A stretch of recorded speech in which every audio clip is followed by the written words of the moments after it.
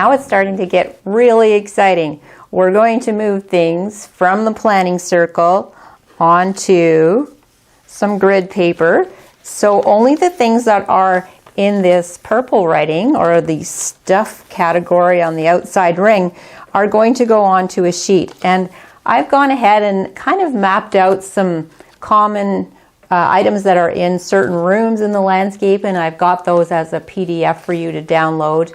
But I would really encourage you to feel quite free and empowered to cut out your own items. So if there's a canoe in your yard that's 14 feet long, then you'll go ahead and use your ruler and draw on the grid paper, just some extra grid paper. You're going to draw on a 14-foot long thing, and it might be 4 feet wide. So just like that, you have a canoe shape. So, and you write canoe on it, and that's what it is. You just cut it out.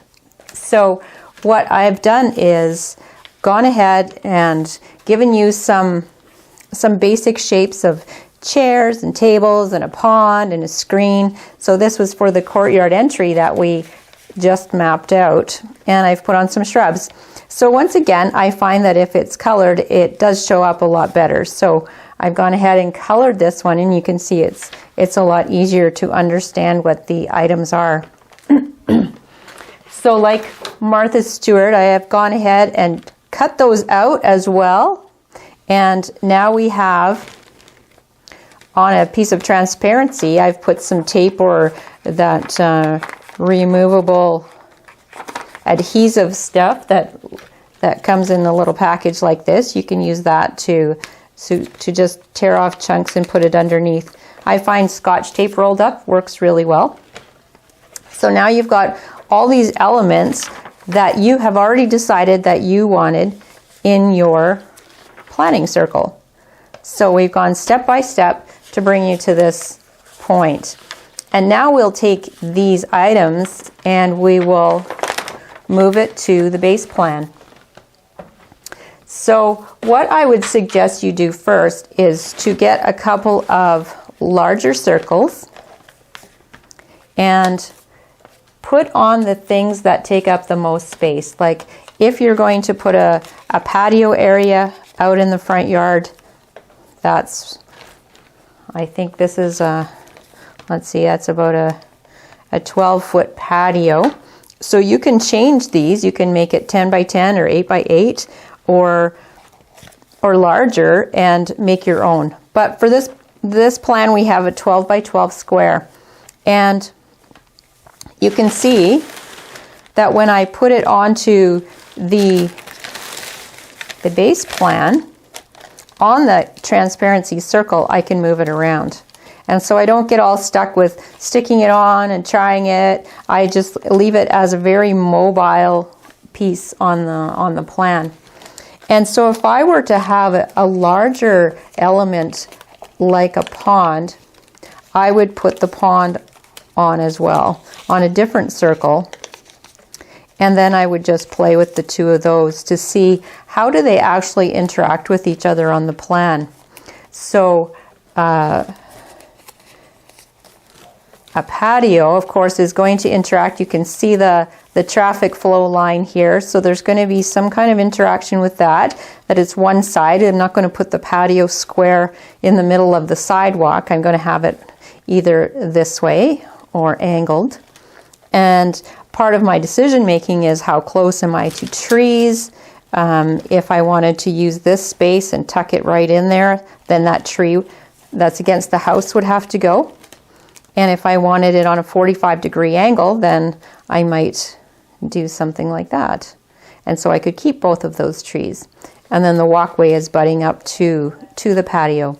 So when I have the water feature as another element, I'm thinking, oh, I want to see it out of this window. So instead of having the waterfalls going towards the street, I'm going to orient it so that I can enjoy it from the living room window as well as from the patio that I'm building. So a lot of people tend to put their waterfalls and water features way back in the corner or somewhere back like this.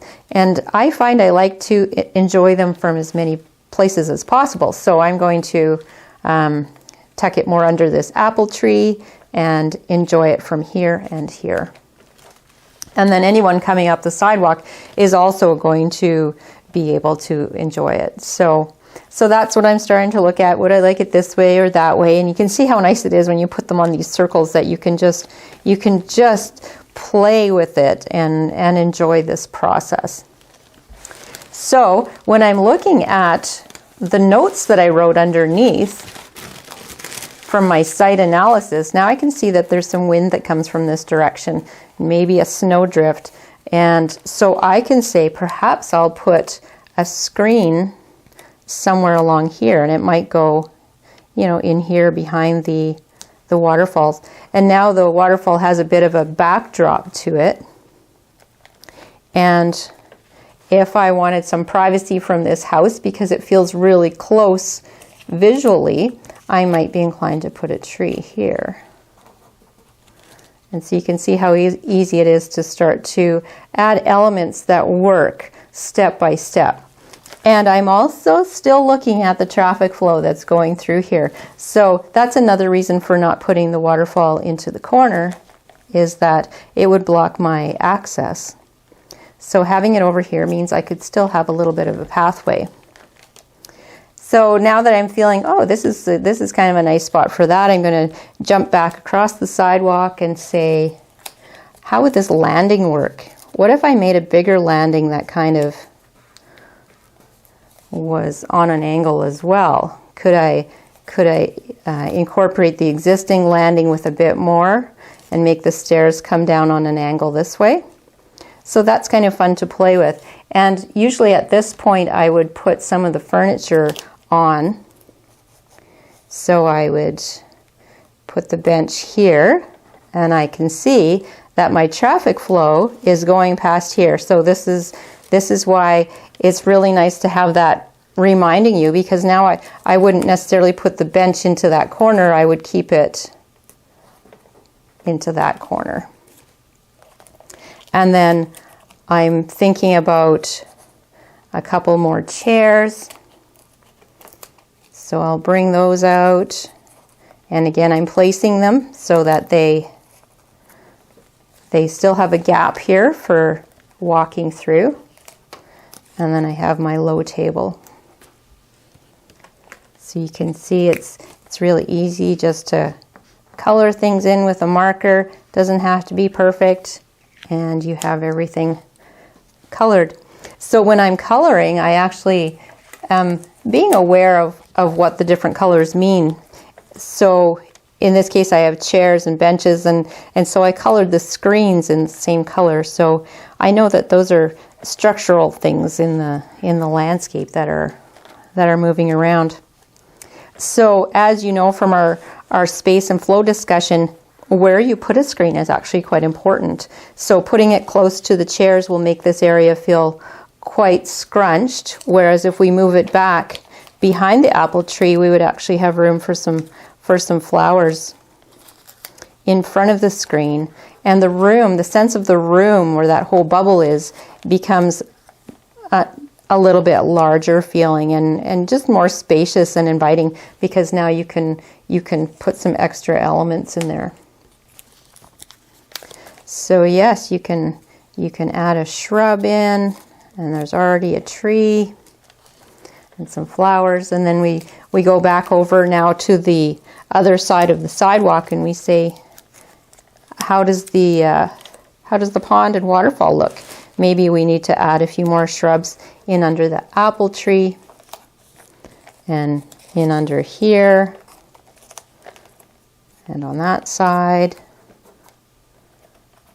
And then we start to get a nice sense of how this area is enjoying this side.